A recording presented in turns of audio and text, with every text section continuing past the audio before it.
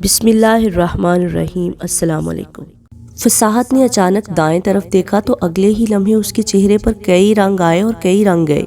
وہ حیرت سے اسی طرف دیکھ رہی تھی جہاں ان کی کار کے ساتھ ایک اور کار رکی ہوئی تھی اور اس میں جبار بیٹھا ہوا تھا اور ٹریفک سگنل کھلنے کا انتظار کر رہا تھا۔ فصاحت نے اپنے شوہر تنویر کی طرف دیکھا جو کسی اور جانب متوجہ تھا۔ فصاحت نے اپنی نظریں دوسری جانب کر لی۔ اس کی دھڑکنیں تیز ہو گئی تھی، ماتھے پر پسینے کی ہلکی ہلکی بوندیں بھی چمک اٹھی تھی۔ وہ گھبرا رہی تھی کہ جبار اس کی طرف نہ دیکھ لے۔ جیسے ہی ٹریفک سگنل کھلا تو اس کی جان میں جان آئی۔ جبار کی کار کافی آگے جا چکی تھی۔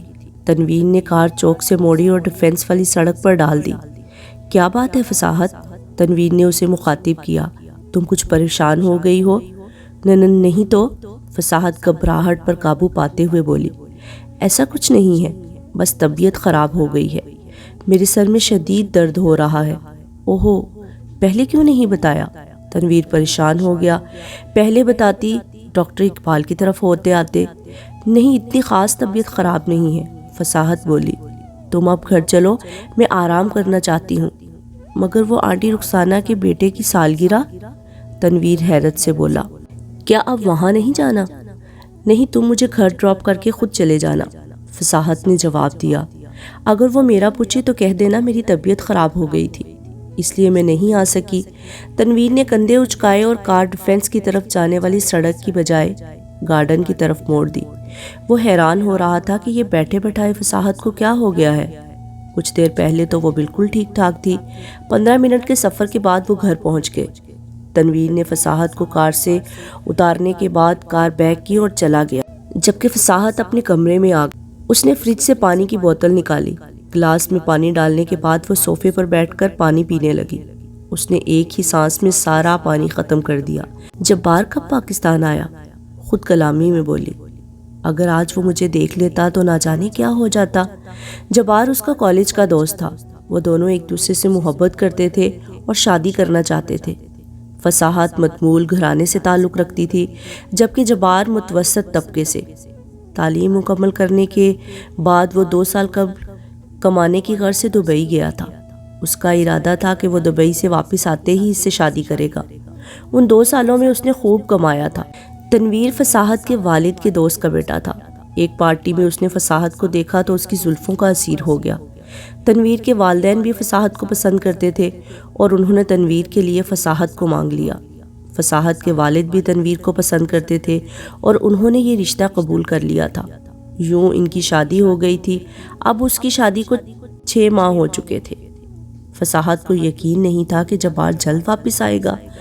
آج جب اس نے جبار کو دیکھا تو وہ پریشان ہو گئی تھی، اور جب اسے پتہ چلے گا کہ اس کی شادی ہو چکی ہے تو اس کا کیا رد عمل ہوگا؟ فصاحت کو ایک انجانا خوف سا محسوس ہو رہا تھا۔ کافی دیر تک وہ یوں ہی صوفے پر بیٹھی رہی۔ اسے وقت گزرنے کا احساس ہی نہ ہوا کہ اسی وقت تپائی پر رکھے ٹیلی فون کی گھنٹی بج اٹھی۔ فصاحت گھنٹی کی آواز پر چونک کر خیالوں کی دنیا سے باہر نکل آئی۔ اس نے ہاتھ بڑھا کر ریسیور اٹھا لیا۔ ہیلو، فصاحت نے ماؤتھ پیس میں کہا، مگر دوسری جانب خاموشی رہی۔ فصاحت نے دوبارہ پوچھا، ہیلو، آپ کون ہیں؟ کس سے بات کرنی ہے؟ لیکن دوسری طرف مسلسل خاموشی طاری رہی۔ فصاحت جھنجھلا گئی۔ ہیلو، اگر آپ نے بات نہیں کرنی تو فون رکھ دیں۔ اتنا کہہ کر فصاحت نے فون کریڈل پر رکھ دیا اور کھڑکی کی جانب گھورنے لگی۔ چند لمحے یوں بیٹھنے کے بعد وہ اٹھی اور باہر جانے لگی، مگر اسی وقت دوبارہ فون کی گھنٹی بج اٹھی۔ فصاحت رک گئی اور واپس آ کر اس نے ریسیور اٹھا لیا۔ ہیلو، کون؟ اس نے کہا۔ اس بار بھی خاموشی رہی۔ ہیلو، کیا آپ گنگے ہیں؟ اگر آپ کو بات ہی نہیں کرنی تو کیوں بار بار تنگ کر رہے ہیں؟ میں فون رکھ رہی ہوں۔ ایسا مت کرنا فصاحت۔ دوسری طرف سے ایک غراتی ہوئی آواز آئی۔ کیا مطلب؟ کون ہو تم اور کیا چاہتے ہو؟ فصاحت گھبرا گئی۔ تمہیں میرا نام کس نے بتایا ہے؟ تم شاید مجھے بھول گئی ہو، مگر میں تمہیں ہرگز نہیں بھولا۔ آواز آئی۔ ٹریفک سگنل پر تم نے سوچا ہوگا کہ تم نے مجھے دیکھ لیا ہے اور میں نے تمہیں نہیں دیکھا ہوگا۔ میں جبار بول رہا ہوں، وہی جبار جس سے آج سے 2 سال قبل تم نے وعدے وعید کیے تھے کہ تم میرے سوا ہرگز کسی سے شادی نہیں کرو گی، کسی اور کی ڈولی میں نہیں بیٹھو گی۔ فصاحت، مجھے بتاؤ وہ سب وعدے کہاں گئے؟ بولو۔ جواب دو، یہ تم نے کیا کیا؟ کس نے تمہیں میری زندگی سے کھیلنے کا حق دیا تھا؟ فصاحت لرز گئی، اس کی سمجھ میں نہیں آ رہا تھا کہ وہ جبار کو کیا جواب دے۔ وہ کانپتی ہوئی آواز میں بولی، سنو جبار، اب میری شادی ہو چکی ہے، میں کسی کی بیوی ہوں، اس لیے اب تم اس قصے کو ختم سمجھو۔ مانا کہ میں نے تم سے وعدے کیے تھے، لیکن میری کچھ مجبوری تھی جن کی وجہ سے مجھے شادی کرنا پڑی۔ اگر میرے شوہر کو تمہارے بارے میں معلوم ہو گیا تو وہ مجھے… میں بھی یہی چاہتا ہوں، جبار نے اس کی بات کاٹتے ہوئے کہا۔ فصاحت، تم اگر میری نہیں ہو سکی تو پھر کسی اور کی بھی نہیں ہو سکتی، سمجھی؟ اس کے ساتھ ہی لائن منقطع ہو گئی۔ فصاحت ہیلو کرتی رہ گئی۔ اس نے ریسیور رکھا اور دڑم سے صوفے پر بیٹھ گئی۔ جبار کے متعلق سوچنے لگی، نہ جانے وہ کیا کرے گا۔ جبار ایک جنونی اور جذباتی انسان تھا، جس چیز کے پیچھے پڑ جاتا تو اسے ہر صورت میں حاصل کر کے رہتا تھا، چاہے اس کے لیے اسے کچھ بھی کرنا پڑے۔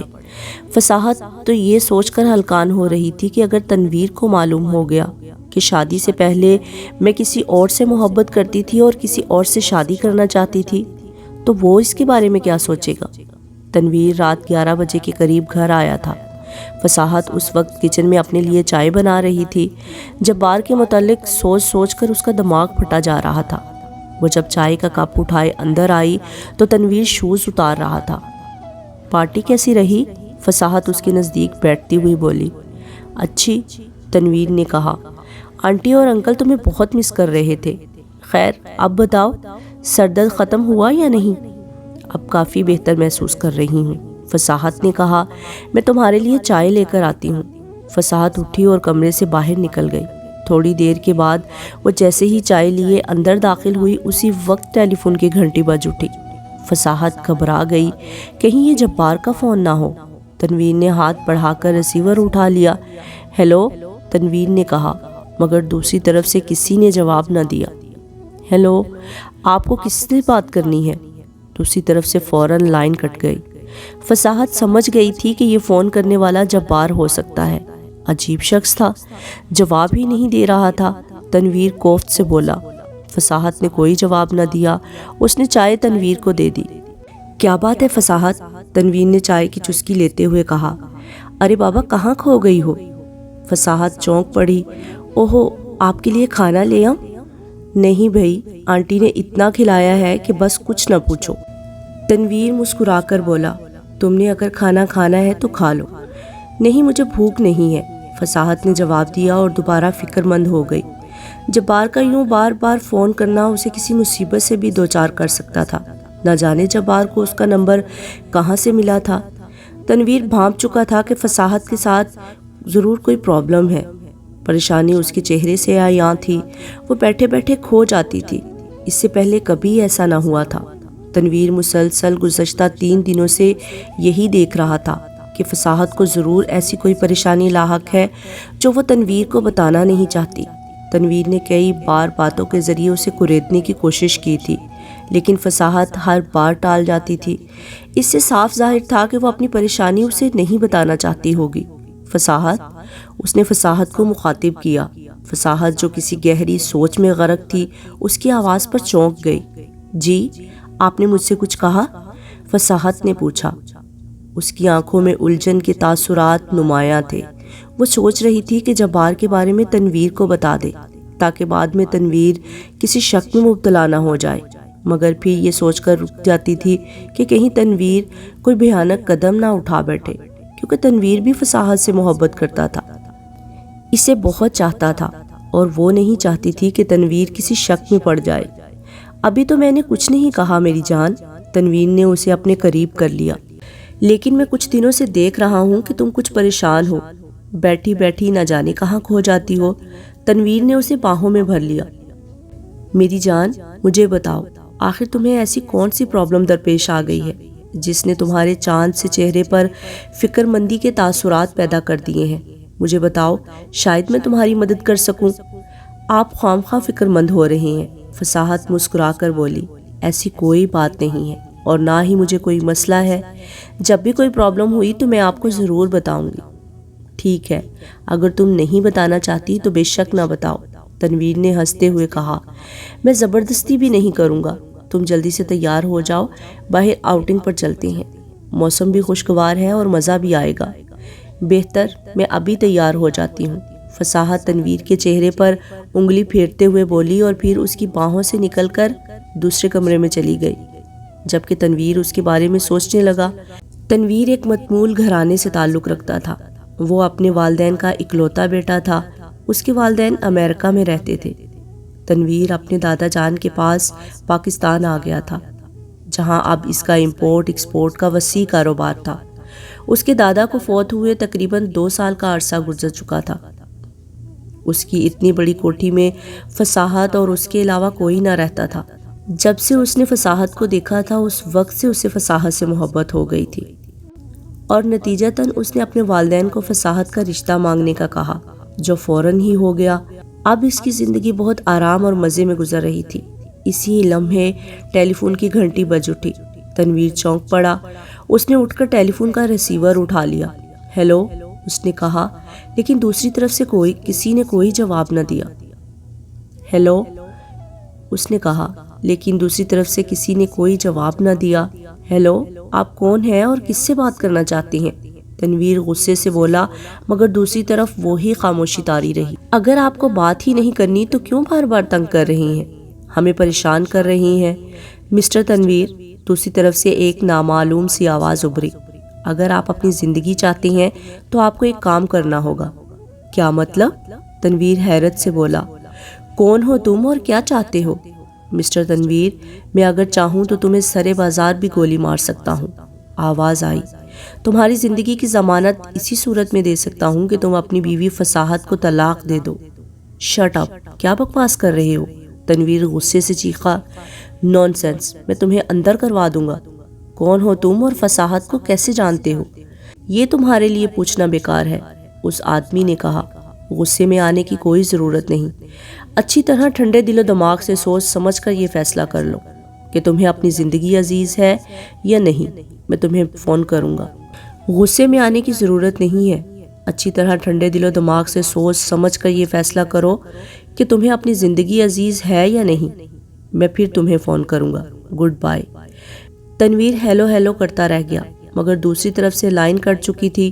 اس نے ڈھیلے سے انداز میں ریسیور کریڈل پر رکھا اور صوفے پر بیٹھ کر اس نامعلوم شخص کے بارے میں سوچنے لگا جس نے اسے فون پر دھمکی دی تھی کہ اگر اس نے فصاحت کو طلاق نہ دی تو وہ اسے قتل کر دے گا۔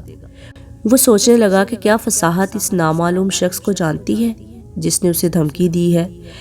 کہیں وہ اسی وجہ سے تو پریشان نہیں ہے؟ وہ کون ہے اور کیوں ایسا کہہ رہا ہے؟ اسی وقت فصاحت اندر داخل ہوئی۔ اس نے سفید شلوار کے ساتھ پھولوں والی سبز قمیص پہنی ہوئی تھی اور وہ ان کپڑوں میں خوب جچ رہی تھی۔ چلے، اس نے تنویر سے کہا۔ تنویر سوچ میں ڈوبا ہوا تھا کہ اچانک فصاحت کے بولنے سے چونک پڑا۔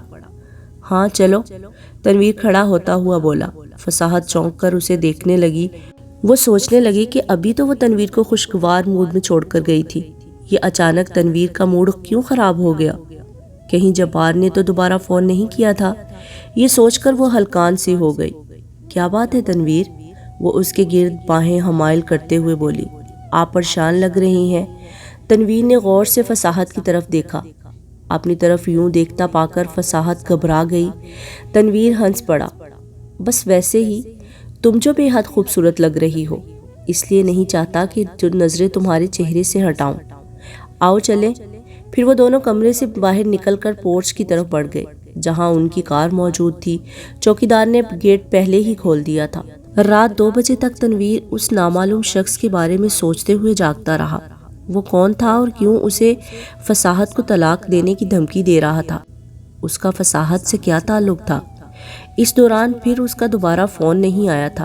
فصاحت بھی بھانپ چکی تھی کہ تنویر کو ضرور جبار کے بارے میں معلوم ہو چکا ہوگا، جس کی وجہ سے وہ کل سے خاموش تھا اور رات کو سو بھی نہ سکا تھا۔ کیا بات ہے تنویر؟ آپ کچھ پریشان ہیں؟ فصاحت بولی۔ رات بھی آپ ٹھیک طرح سے سو نہیں سکے، آپ کے لیے چائے بنا لاؤں؟ ہاں لے آؤ، تنویر نے کہا اور فصاحت کچن میں گھس گئی۔ اسی لمحے ٹیلی فون کی گھنٹی بج اٹھی۔ تنویر وحشت زدہ نظروں سے فون کو گھورنے لگا۔ یقیناً یہ اسی شخص کا فون ہوگا۔ گھنٹی مسلسل بجے جا رہی تھی۔ تنویر نے ریسیور اٹھا لیا۔ ہیلو، وہ کمزور سی آواز میں بولا۔ ہاں تو مسٹر تنویر، وہی آواز آئی۔ پھر آپ نے کیا سوچا ہے؟ بکواس بند کرو، کون ہو تم اور سامنے کیوں نہیں آتے؟ تنویر غصے سے چیخ اٹھا۔ کیوں ایسا کرنا چاہتے ہو؟ آخر میں نے تمہارا کیا بگاڑا ہے؟ میرا بہت کچھ بگاڑا ہے تم نے، وہ غصے سے جذباتی لہجے میں بولا۔ تم نے میری فصاحت کو چھین لیا ہے، میری زندگی مجھ سے چھین لی ہے، مجھے تباہ کر دیا ہے، پھر بھی کہہ رہے ہو کہ تم نے میرا کیا بگاڑا ہے؟ سنو مسٹر تنویر، میں تمہیں 1 ہفتے کی مہلت دیتا ہوں۔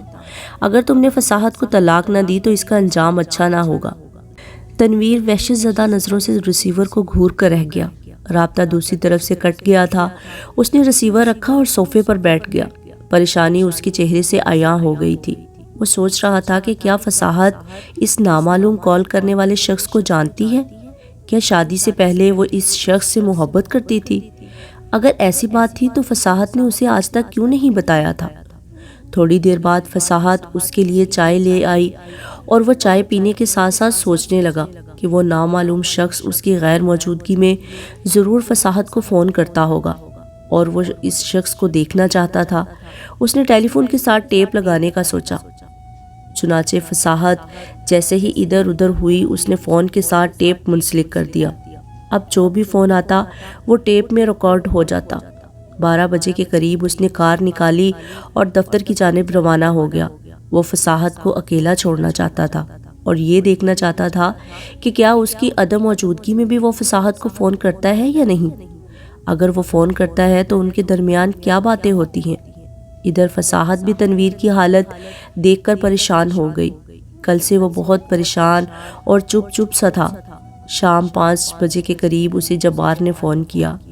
جبار، خدا کے لیے مجھے فون مت کیا کرو، فصاحت نے ملتجیانہ لہجے میں کہا۔ تم جان چکے ہو میں کسی کی بیوی ہوں، کیوں میری زندگی میں زہر گھول رہے ہو؟ تم میرے علاوہ کسی اور کی بیوی ہرگز نہیں بن سکتی، جبار نے جنونی انداز میں بولا۔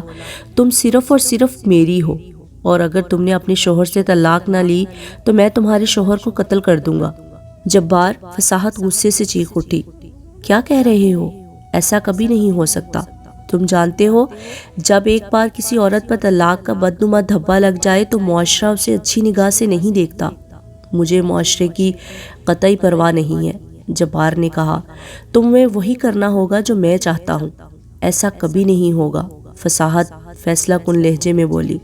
جبار، حقیقت کو تسلیم کرنے کی کوشش کرو اور مجھے بھول جاؤ۔ مجھ سے اچھی لڑکی تمہیں مل جائے گی۔ لگتا ہے مجھے انتہائی قدم اٹھانا پڑے گا، جبار نے غصے سے جواب دیا۔ سنو جبار، تنویر میرا سہاگ ہے، اگر میرے سہاگ کو کچھ ہوا تو مجھ سے برا کوئی نہیں ہوگا، فصاحت چلائی۔ اور آئندہ یہاں فون کرنے کی کوشش مت کرنا۔ مگر دوسری طرف سے رابطہ کٹ چکا تھا۔ فصاحت نے جھنجھلا کر ریسیور کریڈل پر رکھا اور صوفے پر بیٹھ کر رونے لگی۔ وہ اس منحوس گھڑی کو کوس رہی تھی جس دن اسے جبار ملا تھا۔ اب اسے کیا معلوم تھا کہ جبار حقیقت کو ماننے کی بجائے اس کی زندگی میں زہر گھول دے گا۔ 2 دن آرام سے گزر گئے۔ اس دوران جبار کا فون دوبارہ نہ آیا تھا۔ تنویر نے بھی ٹیپ کے ذریعے جبار اور فصاحت کی باتیں سن لی تھی اور اس کا شک یقین میں بدل گیا تھا۔ اس کا نام جبار تھا اور وہ فصاحت سے محبت کرتا تھا۔ فصاحت بھی پریشان تھی کیونکہ تنویر اس سے زیادہ بات نہ کرتا تھا بلکہ دور دور رہنے لگا، اور یہی بات فصاحت کو کھائی جا رہی تھی کہ تنویر کو کیا ہو گیا ہے، کہیں اسے جبار کے بارے میں معلوم تو نہیں ہو گیا۔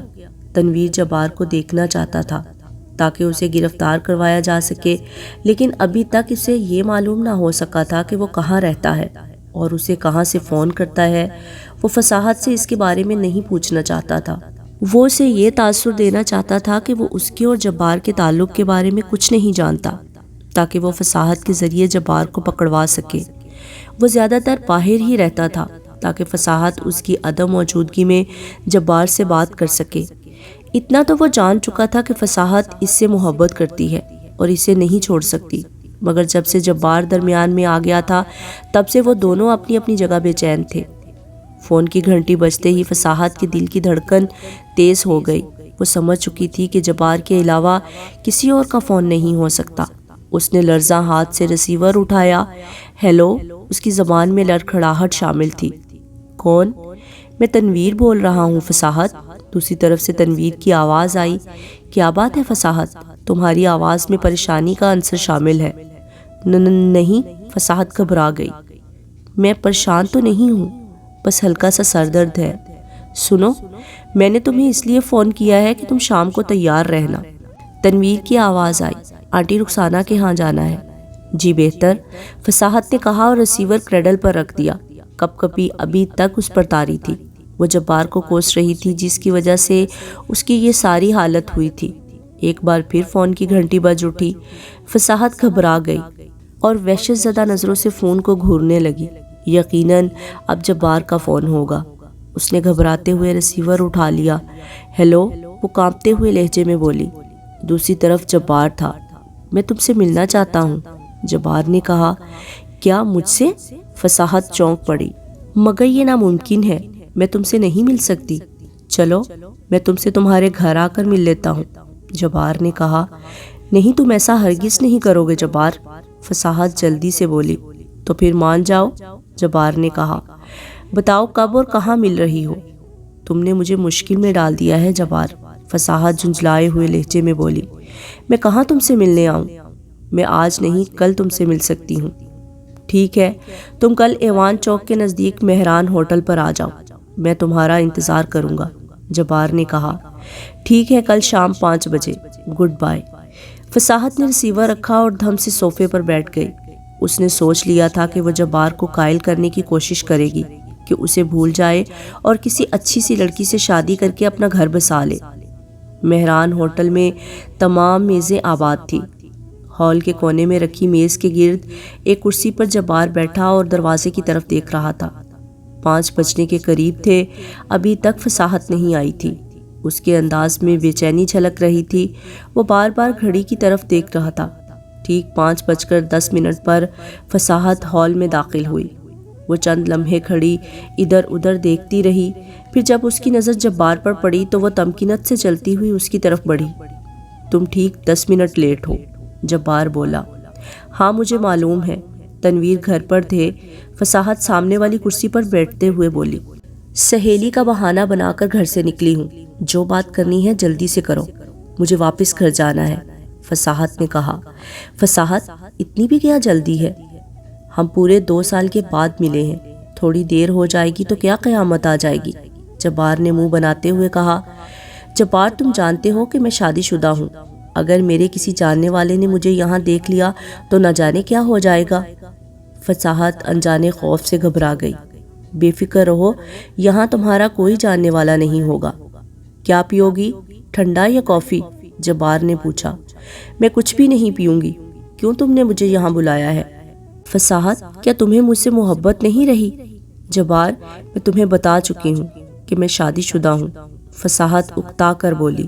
اور شادی شدہ ہونے کے باوجود میں تم سے محبت کیسے کر سکتی ہوں؟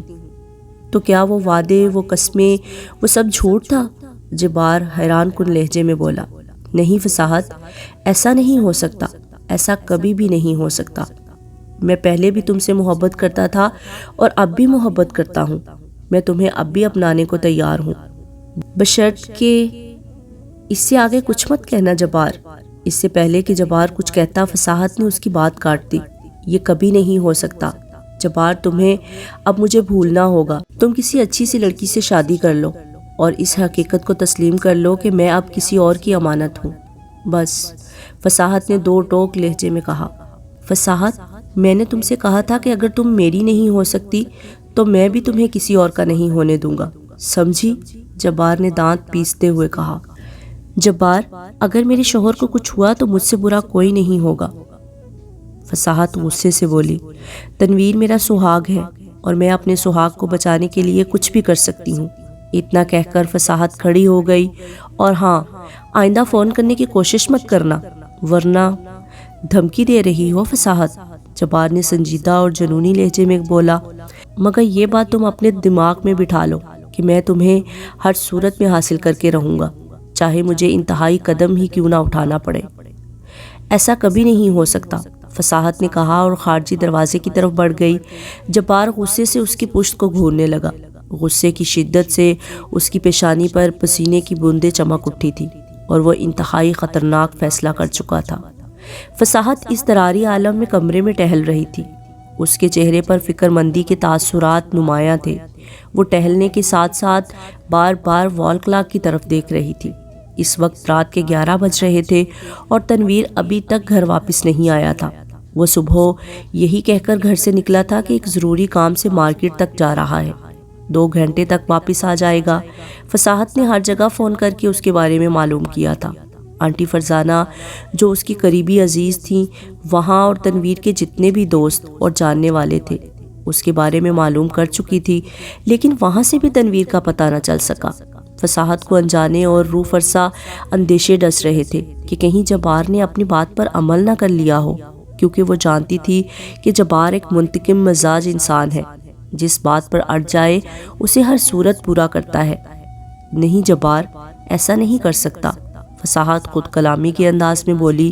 جبار میرا سہاگ نہیں اجاڑ سکتا، وہ ایسا ہرگز نہیں کر سکتا، فصاحت نے بڑبڑاتے ہوئے کہا۔ فصاحت کو یہ بھی فکر لاحق تھی کہ تنویر نے اسے جبار سے ملاقات کرتے ہوئے نہ دیکھ لیا ہو، کہیں وہ کچھ کر نہ بیٹھے۔ آخر وہ اس کی عزت تھی، اور اپنی عزت کی خاطر ہر غیرت مند شوہر وہی کرتا ہے جو اسے کرنا چاہیے۔ یا اللہ خیر، فصاحت بڑبڑائی۔ اسے جبار پر بے تحاشا تاؤ آ رہا تھا، جس نے اس کی زندگی جہنم بنا دی تھی۔ نہ وہ اس کی زندگی میں آتا اور نہ یہ دن دیکھنے پڑتے۔ اب اسے کیا معلوم تھا کہ جبار منتقم مزاج انسان نکلے گا، حقیقت کا سامنا کرنے کی بجائے اس چیز کو حاصل کرنے کی کوشش کرے گا جو اس کے لیے ناممکن تھی۔ اسی لمحے فون کی گھنٹی نے فصاحت کو چونکا دیا۔ اگلے ہی لمحے وہ تیزی سے آگے بڑھی اور ریسیور اٹھا لیا۔ ہیلو، فصاحت نے کہا، یقیناً تم اپنے شوہر تنویر کے بارے میں فکر مند ہوگی۔ دوسری طرف جبار تھا، اور ہونا بھی چاہیے، آخر وہ تمہارا سہاگ ہے۔ کیا مطلب ہے تمہارا؟ فصاحت نے غصیلے لہجے میں کہا۔ دوسری طرف سے جبار کا کہا سنائی دیا۔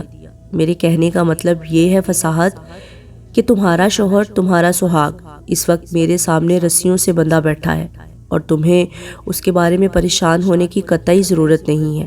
میں اسے کچھ نہیں کہوں گا، جبار نے ہنستے ہوئے کہا۔ یہ سن کر غصے کے مارے فصاحت کا برا حال ہو گیا۔ غصے کی شدت سے اس پر لرزہ طاری ہو گیا۔ یہ بات اس کے لیے ناقابل فہم تھی کہ جبار نے اس کے شوہر کو اغوا کر لیا تھا۔ دیکھو جبار، وہ چیخ پڑی، اگر میرے شوہر کو کچھ ہوا تو میں تمہارا خون پی جاؤں گی۔ تمہاری بہتری اسی میں ہے کہ تم اسے آزاد کر دو، ورنہ میں پولیس کو اطلاع کر دوں گی۔ فصاحت نے کہا، اگر تم نے ایسا کیا تو تمہارا شوہر بھی زندہ نہیں بچے گا، اس لیے یہ غلطی ہرگز نہ کرنا۔ اگر تم اپنے شوہر کی زندگی چاہتی ہو تو تمہیں اس کی قیمت ادا کرنا ہوگی۔ قیمت؟ کیسی قیمت؟ میں سمجھی نہیں، فصاحت حیران کن لہجے میں بولی۔ فصاحت، اگر تم یہ چاہتی ہو کہ میں تمہاری زندگی سے دور، بہت دور چلا جاؤں تو تم مجھے 5 لاکھ روپے دے دو۔ میں تمہاری زندگی سے اتنا دور چلا جاؤں گا کہ پھر کبھی لوٹ کر واپس نہیں آؤں گا۔ بولو، منظور ہے یا؟ ریسیور فصاحت کے ہاتھ سے چھٹتے چھٹتے بچا۔ وہ جبار کے اس چھوٹے پن کے بارے میں سوچ بھی نہیں سکتی تھی۔ اس کی حالت اس خزاں رسیدہ پتے کی سی ہو رہی تھی جو شاخ سے فوراً ہی ٹوٹ جاتا ہے۔ اس نے خود کو سنبھالا اور صوفے پر بیٹھ گئی۔ اس پر مایوسی کی کیفیت طاری ہو گئی تھی۔ تم نے جواب نہیں دیا، جبار کی آواز ابھری۔ اپنے شوہر کی جان کی خاطر تم اتنا بھی نہیں کر سکتی فصاحت؟ تم خاصی امیر ہو، 5 لاکھ تو تمہارے لیے کوئی بڑی رقم نہیں ہے۔ بولو، جواب دو۔ جبار، یہ تم کیا کہہ رہے ہو؟ فصاحت کمزور آواز میں بولی۔ خدا کے لیے میرے شوہر کو چھوڑ دو، آخر اس نے تمہارا کیا بگاڑا ہے کہ تم ہاتھ دھو کر میری زندگی کے پیچھے پڑ گئے ہو؟ فصاحت نے رو دینے والے لہجے میں کہا۔ چھوڑ دوں گا، لیکن رقم لینے کے بعد۔ تم فیصلہ کر لو کہ تمہیں رقم پیاری ہے یا شوہر۔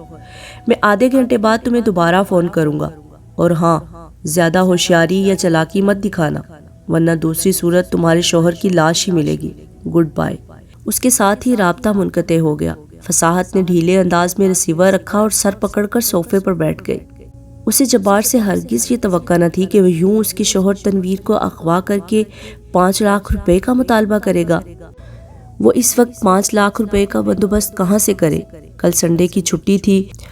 وہ سوچنے لگی کہ جبار اگر رقم کی خاطر اسے اب بلیک میل کر سکتا ہے تو بعد میں بھی وہ ایسا کر سکتا ہے۔ کافی دیر سوچتے سوچتے اس نے ایک فیصلہ کر لیا، ایک ایسا خطرناک فیصلہ جس میں اس کی جان بھی جا سکتی تھی۔ چنانچہ جب جبار کا آدھے گھنٹے کے بعد فون آیا تو فصاحت نے حامی بھر لی۔ ٹھیک ہے، میں تمہیں 5 لاکھ دینے کو تیار ہوں۔ رقم کب اور کہاں پہنچانی ہے؟ فصاحت نے پوچھا۔ ٹھیک 12:30 بجے تک تم اورنگ زیب کالونی کوٹھی نمبر 115 میں پہنچ جاؤ، میں تمہارا وہیں انتظار کروں گا۔ رقم پوری ہونی چاہیے، اور ایک بار پھر تمہیں یاد دہانی کروا دیتا ہوں کہ پولیس کو بتانا تمہارے لیے فائدہ مند ثابت نہیں ہوگا، اس لیے یہ خطرناک غلطی ہرگز مت کرنا۔ بے فکر رہو، میں ایسا ہرگز نہیں کروں گی، فصاحت نے جواب دیا، اور پھر رابطہ منقطع ہو گیا۔ دوسرے کمرے میں جا کر اس نے کپڑے تبدیل کیے، پھر اس نے تنویر کا سائلنسر لگا ریوالور اٹھا کر ہینڈ بیگ میں رکھا اور کار کی چابیاں اٹھائے پورچ میں آ گئی۔ تھوڑی دیر کے بعد وہ اورنگ زیب کالونی کی طرف جانے والی سڑک کی جانب جا رہی تھی۔ اس وقت رات کے 11:58 ہو رہے تھے۔ اورنگ زیب کالونی شہر سے ہٹ کر بنائی گئی تھی۔ یہ بہت وسیع و عریض کالونی تھی، جس میں کم از کم 300 سے زائد کوٹھیاں تھیں، اور ابھی کچھ کوٹھیاں زیر تعمیر تھیں۔ 20 منٹ سفر کرنے کے بعد وہ اورنگ زیب کالونی پہنچ گئی۔ اسے کوٹھی نمبر 115 کی تلاش تھی۔ اس نے کار ایک درخت کے نیچے روکی اور دھڑکتے دل اور لرزتے ہاتھوں سے ہینڈ بیگ اٹھا کر کار سے باہر نکل آئی۔ کار روک کر وہ اپنی مطلوبہ کوٹھی کی جانب بڑھ گئی۔ اس کے قدم لڑکھڑا رہے تھے۔ وہ ایک ایسا کام کرنے جا رہی تھی جو اس نے زندگی میں کبھی نہیں کیا تھا۔ اس نے یہی فیصلہ کیا تھا کہ اگر اس نے یہ کام نہ کیا تو یہ کانٹا ہمیشہ ہمیشہ کے لیے اس کے حلق میں پھنس جائے، جسے نگلنا اس کے لیے بے حد مشکل ہو جائے گا۔ فصاحت چاہتی تھی کہ وہ جبار کی نظر میں آئے بغیر کوٹھی کے اندر داخل ہو جائے، تاکہ اسے پتہ ہی نہ چل سکے اور وہ اپنے مقصد میں کامیاب ہو جائے۔ مطلوبہ کوٹھی کے قریب پہنچتے ہی فصاحت اس کے ساتھ ملحقہ چھوٹی سی گلی میں داخل ہو گئی، جہاں ایک الیکٹرک پول لگا ہوا تھا جو تاریکی کو دور کرنے کی ناکام کوشش کر رہا تھا۔ دور دور تک کسی زیرو کا نام و نشان تک نہ تھا۔ فصاحت اس گلی میں داخل ہو گئی۔ گلی میں اس وقت ویرانی اور سنسانی چھائی ہوئی تھی۔ فصاحت کا دل یوں دھڑک رہا تھا گویا ابھی سینہ پھاڑ کر باہر نکل آئے گا۔ اس کی مطلوبہ کوٹھی کی دیواریں زیادہ بلند نہ تھی، ساتھ ہی مٹی کا ڈھیر بھی پڑا ہوا تھا۔ فصاحت اس مٹی کے ڈھیر کے ذریعے بآسانی دیوار پر چڑھ گئی اور دوسری طرف چھلانگ لگا دی۔ دوسری طرف لان تھا، جہاں نرم نرم گھاس پر گرنے سے اسے معمولی سی بھی خراش نہ آئی۔ وہ چلتی ہوئی راہداری کی طرف بڑھنے لگی، جہاں کمرے بنے ہوئے تھے۔ ایک ہاتھ اس نے ہینڈ بیگ میں رکھے ریوالور پر جما لیا۔ راہداری میں ایک چھوٹا بلب جل رہا تھا۔ راہداری دوسری طرف سے مڑ رہی تھی۔ فصاحت جیسے ہی قرب و جوار کا جائزہ لیتے ہوئے دوسری طرف بڑھی، اسے دوسرے کمرے میں آوازیں سنائی دی۔ دروازہ بڑھا ہوا تھا۔ فصاحت نے اندر جھانکا تو اگلے ہی لمحے حیرت کے مارے وہ اچھل پڑی۔ سامنے ہی اس کا شوہر کرسی پر رسیوں سے بندھا ہوا تھا۔ اس کے منہ پر ٹیپ لگی ہوئی تھی، جبکہ اسے ایک آدمی کی پشت نظر آئی جو جبار تھا۔ اس کے ہاتھ میں ریوالور تھا جس کا رخ تنویر کی جانب تھا۔ جبار کہہ رہا تھا، تمہاری بیوی کو تم سے ہرگز محبت نہیں ہے مسٹر تنویر۔ جبار نے گھڑی پر وقت دیکھتے ہوئے کہا، ورنہ وہ اب تک یقیناً رقم لے کر آ چکی ہوتی۔ وہ مجھ سے محبت کرتی ہے، اس لیے اس نے تمہیں راستے سے ہٹانے کے لیے رقم کا بندوبست ہی نہیں کیا ہوگا۔ جبار بولے جا رہا تھا، اسے پتہ ہی نہ چل سکا کہ فصاحت کمرے میں داخل ہو کر اس کی پشت پر پہنچ چکی ہے، جبکہ تنویر حواس باختہ ہو چکا تھا۔ ریوالور دیکھ کر اس کی آنکھیں پھٹی جا رہی تھی۔ جبار مزید کہہ رہا تھا، لگتا ہے تمہاری بیوی کو تمہاری ذرا بھی فکر نہیں ہے۔ اس سے صاف ظاہر ہوتا ہے کہ وہ مجھ سے شادی کرنا چاہتی ہے، اور میں بھی اس سے محبت کرتا ہوں۔ جو چیز مجھے نہیں مل سکتی وہ کسی اور کی تحویل میں بھی نہیں دیکھنا چاہتا، اس لیے تمہارا زندہ رہنا ہمارے لیے خطرناک ثابت ہو سکتا ہے۔ میں تمہارے مرتے ہی اسے خوشخبری سنا دوں گا۔ جبار نے اتنا کہہ کر ریوالور پر اپنی گرفت مضبوط کر لی۔ اس سے پہلے کہ جبار تنویر پر گولی چلاتا، فصاحت نے دھڑکتے دل کے ساتھ گولی چلا دی۔ ٹھس کی آواز کے ساتھ ہی جبار کے حلق سے دل خراش چیخ نکل گئی۔ اس نے پیچھے مڑنا چاہا، مگر فصاحت نے پے در پہ گولیاں چلا کر اس کو چھلنی کر دیا۔ وہ منہ کے بل گرا اور چند لمحوں کے بعد ساکت پڑ گیا۔ اس کی آنکھیں حیرت سے کھلی ہوئی تھیں۔ فصاحت کو خود بھی کچھ معلوم نہ تھا کہ اسے یہ کیا ہو گیا ہے۔ اگلے ہی لمحے اس نے تنویر کے منہ پر سے ٹیپ ہٹائی اور رسیاں کھولنی شروع کر دی۔ تنویر حیرانگی سے فصاحت کو دیکھ رہا تھا۔ اسے خود بھی یقین نہیں آ رہا تھا کہ فصاحت اسے بچانے کے لیے جبار کو ختم کر دے گی۔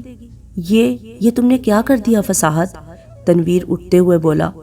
میں نے جو کچھ بھی کیا ہے بہت سوچ سمجھ کر کیا ہے، فصاحت نے مضبوط لہجے میں کہا۔